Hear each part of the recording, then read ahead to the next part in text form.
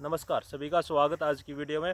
आज हम ये जानेंगे कि भाई जो नया इन्वेस्टर आता है तो उसमें क्या क्या काबिलियत होनी चाहिए मार्केट में अच्छा पैसा बनाने के लिए। ठीक है, पहली काबिलियत ये है कि भाई इन्वेस्टर को कभी भी दूसरों की बातों पे विश्वास नहीं करना कि भाई किसी ने बता दिया, किसी ने भाई ने, भतीजे ने, किसी ने, मामा ने, चाचा ने, किसी ने कुछ बता दिया कि भाई ये स्टॉक ले लो, वो ले लो, तो उसके उस चीज़ के ऊपर इन्वेस्ट करना एक खतरे से खाली वाली चीज़ नहीं होती है।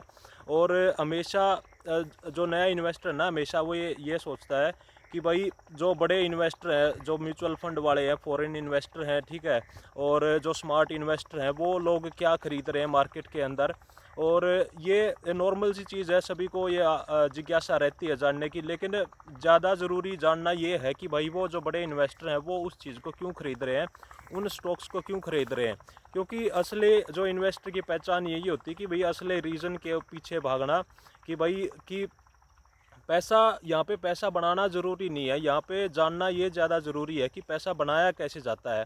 और अगर हम असली रीज़न के पीछे भागेंगे ना कि किसी बड़े इन्वेस्टर ने स्टॉक्स को क्यों ख़रीदा, तो उससे हमें यही पता चलेगा कि उसने ख़रीदा क्यों और कैसे उसने पैसा बनाया। ठीक है, जो एक रीज़न हो जाता है जो कि ज़रूरी है। और स्टॉक्स को हमें किसी से बता दिया, किसी ने सुन लिया वो स्टॉक ख़रीदने से, तो जो हमें ये कभी भी पता नहीं चलेगा कि उस स्टॉक से हमें एग्ज़िट कब करना है। और हमेशा जो टिप्स और वगैरह दी जाती है ना, वो लोग जो बड़े इन्वेस्टर है वो हमेशा जब उस चीज़ से निकलना चाहते हैं तो तभी वो चीज़ डिस्क्लोज़ की जाती है पब्लिक के अंदर, और जो कि नए इन्वेस्टर के लिए एक नेगेटिव पॉइंट हो सकता है। ठीक है, तो यहाँ पे पैसा बनाने के लिए आदमी को एक प्रॉपर तरीके से पैशनेट होना पड़ेगा अपने इन्वेस्टिंग के बारे में। एक कैरियर जब स्टार्ट कर रहे हैं तो उसके बारे में पैशनेट होना पड़ेगा, और पैशनेट होने के लिए आदमी को स्किल्स डेवलप करनी पड़ेंगी। ठीक है, और स्किल्स डेवलप करने के बाद उसको प्रैक्टिस करनी पड़ेगी। ठीक है, तो इस चीज़ ऐसे ऐसे करके हमारा जो पैशन है, सक्सेस है, और जिससे हमारी ग्रोथ होती है, जिससे हमारा पैसा बनता है, ये चीज़ें सारी बिल्डअप हो जाती हैं। और ये चीज़ें कैसे होंगी, जब हम जैसे बड़े इन्वेस्टर के बारे में पढ़ेंगे कहीं से, और जैसे बुक्स बहुत सारी अवेलेबल है इंटरनेट पे। ठीक है, इंटरनेट हो गया, हम फिजिकली भी बुक्स खरीद सकते हैं जो बड़े इन्वेस्टर हैं जिन्होंने पैसा अपनी लाइफ में बनाया है। जैसे वॉरेन बफेट हो गए, पीटर लिंच हो गए, जो यूएस के इन्वेस्टर हैं। इंडिया में अगर हम देखें तो विजय केडिया हो गए और बसंत महेश्वरी हो गए, इन्होंने बहुत पैसा बनाया है अपनी लाइफ के अंदर। तो हमें ये जानना ज़रूरी है कि इन्होंने पैसा बनाया कैसे है, और इनका शुरुआती दौर मार्केट में कैसा था, और क्या क्या इन लोगों की सोच थी जिसके कारण इन्होंने इतना बड़ा पैसा बनाया है। और एक बात यह है कि आदमी को ना पैसा बनाने के लिए जैसे पेपर ट्रेडिंग के ऊपर भरोसा नहीं करना चाहिए, क्योंकि पेपर ट्रेडिंग अगर आदमी करता है ना तो उसमें प्रॉपर आदमी की जो इमोशंस है और जो फियर फैक्टर वगैरह उसको फील कर नहीं पाता पेपर ट्रेडिंग अगर करता है तो। लेकिन अगर रियल मनी उसकी लगी हुई है किसी स्टॉक के अंदर तो वो सारी चीज़ें इन द गेम होती हैं। जैसे फियर हो गया, और जैसे अगर हम स्टॉक अगर अच्छा करता है या फिर बुरा करता है तो उसके अंदर जो रेप्रकेशंस है, उसके कारण क्या है, उसके बारे में फिर हम जानते हैं कि भाई अगर हम फेल हुए तो क्यों हुए, और हम पास हुए तो क्यों हुए। ठीक है, ये चीज़ें हैं।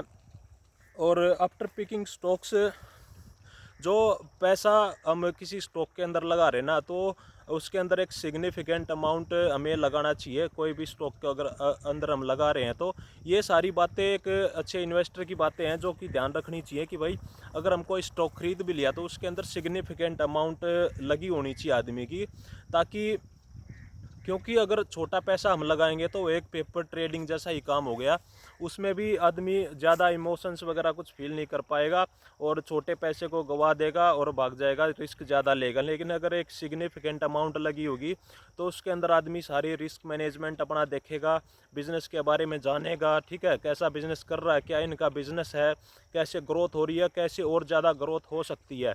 ठीक है, तो इसके कारण अगर जो मार्केट में ग्रोथ जब आती है, कोई भी स्टॉक ऊपर जब जाता है, जब फ्यूचर में उसकी जो ग्रोथ है वो देखी जा रही है, और फ्यूचर में अगर ग्रोथ देखी जाती है तो उसके अंदर बहुत सारे इन्वेस्टर उस बिज़नेस को ख़रीदना चाहते हैं, और तभी जाके जो स्टॉक है, जो कंपनी है, वो अच्छा ग्रो करती है।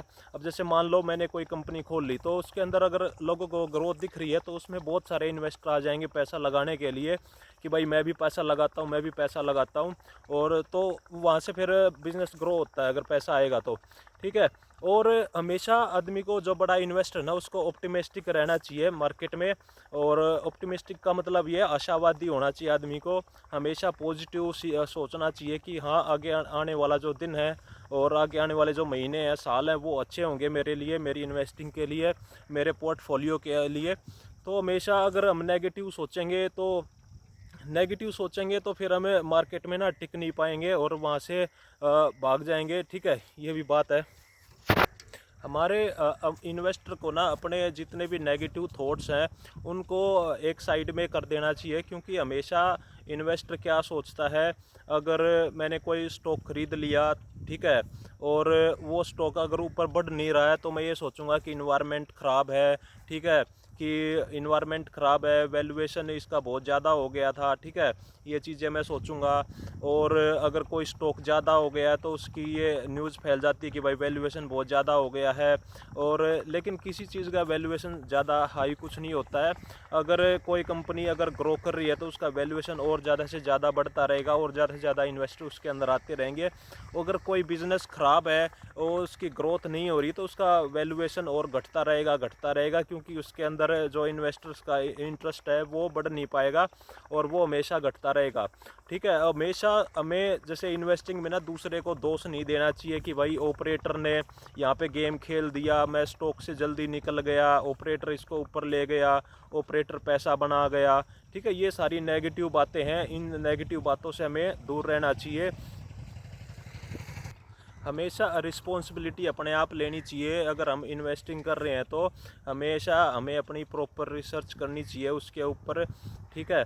और इन्वेस्टिंग की अगर हम जर्नी स्टार्ट कर रहे हैं ना, अगर कम से कम हमें जैसे 10 से 15-20 साल का टाइम हमें जो मार्केट में है ना वो कम से कम अपना निकालना पड़ेगा।